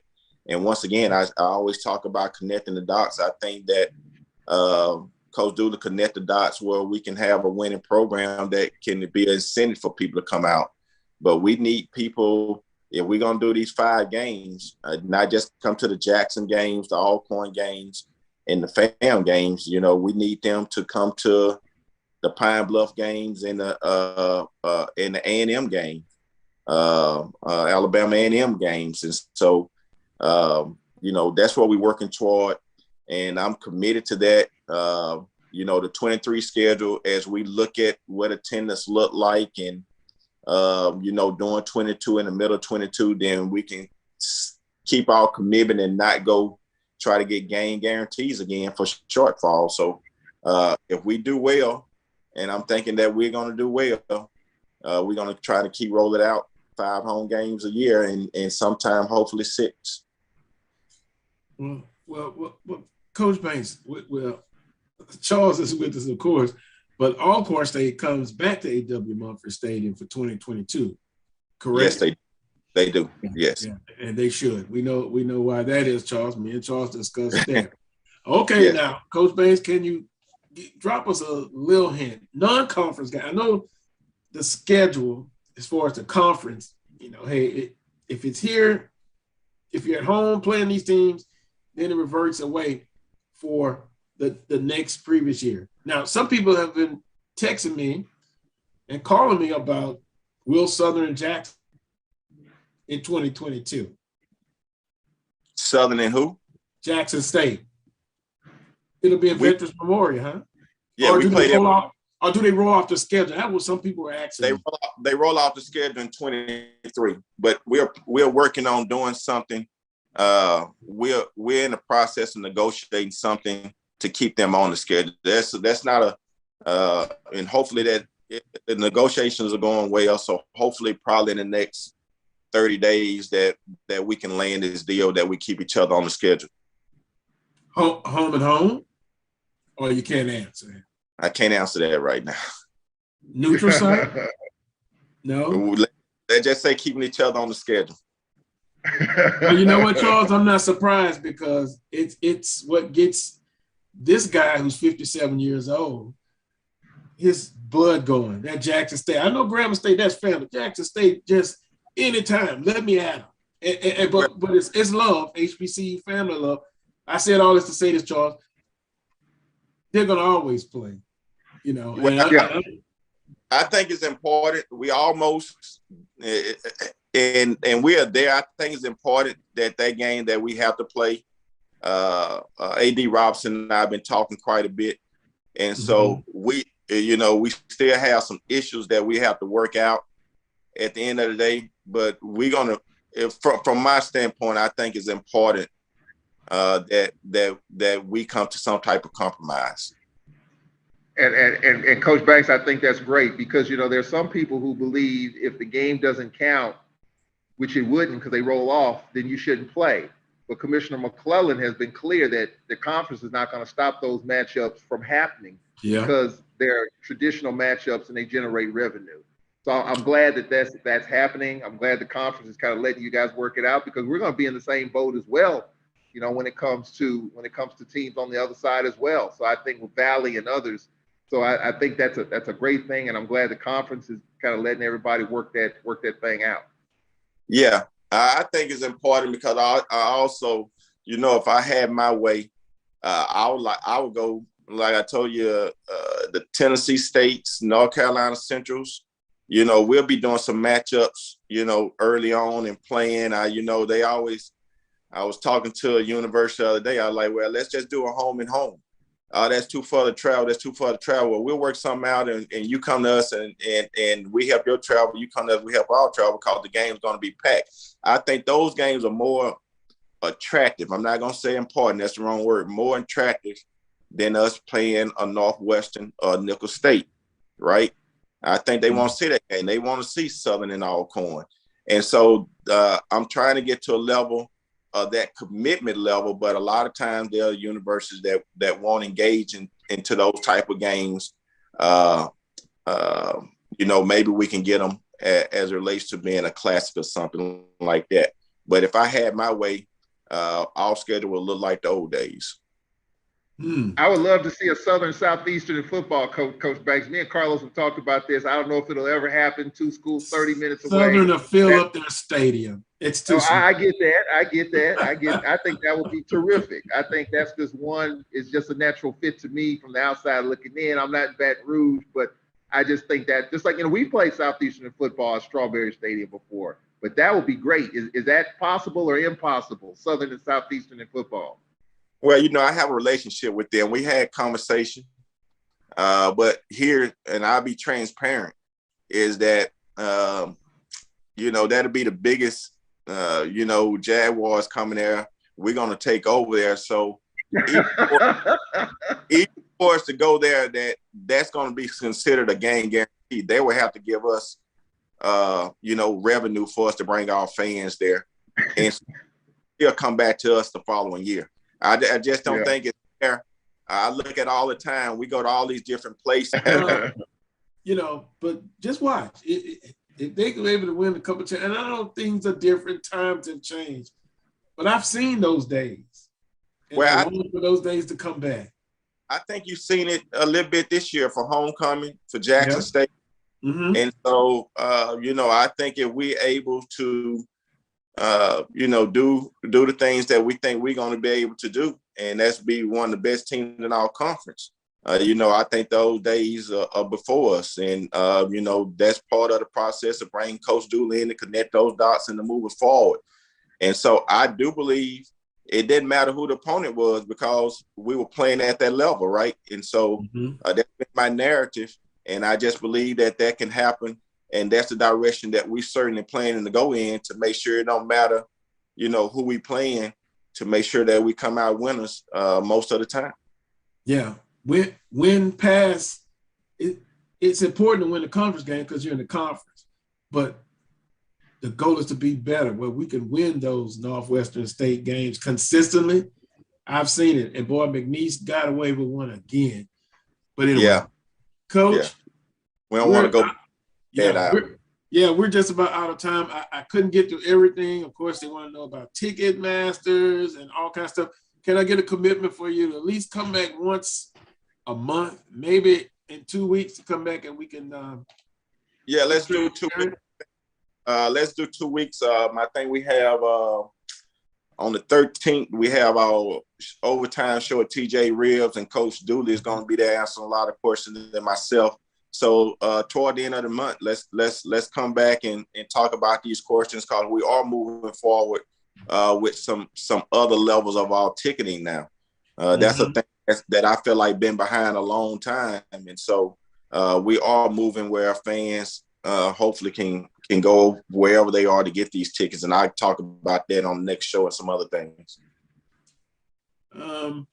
Okay, I will do. We're going to ask that you stay in the room after the show closes a minute. Producer extraordinaire wants to talk to you. Okay. One quick one. SWAC-MEAC Challenge. Will Southern play in that in the near future? We're slated to play in that. Maybe we're talking to them about between 23 and 25. It just depends on who we play, because we might have one of those teams on our schedule already. Boy, I tried, folks, to get the name out. I think if we can, I just don't put it out there. We talked about it. I said, well, we'll change our schedule up if you can get Norfolk State.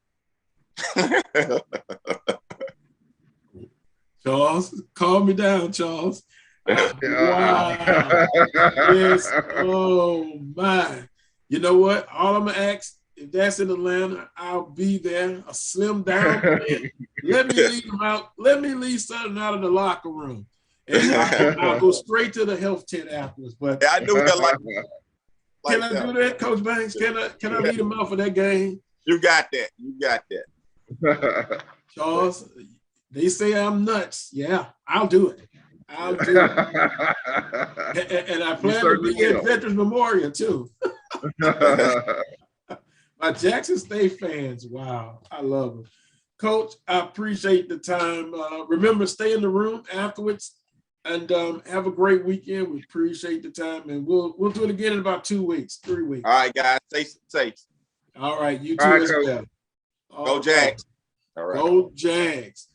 Go SWAC. Go HBCU. Charles, any closing comments? It's time for us to roll out of here. Yeah, a great interview with Coach Banks. A lot of good stuff, a lot of good information. So this, I'm looking forward to hearing your other interview with him, and should be a fun day of SWAC basketball. Looking forward to it.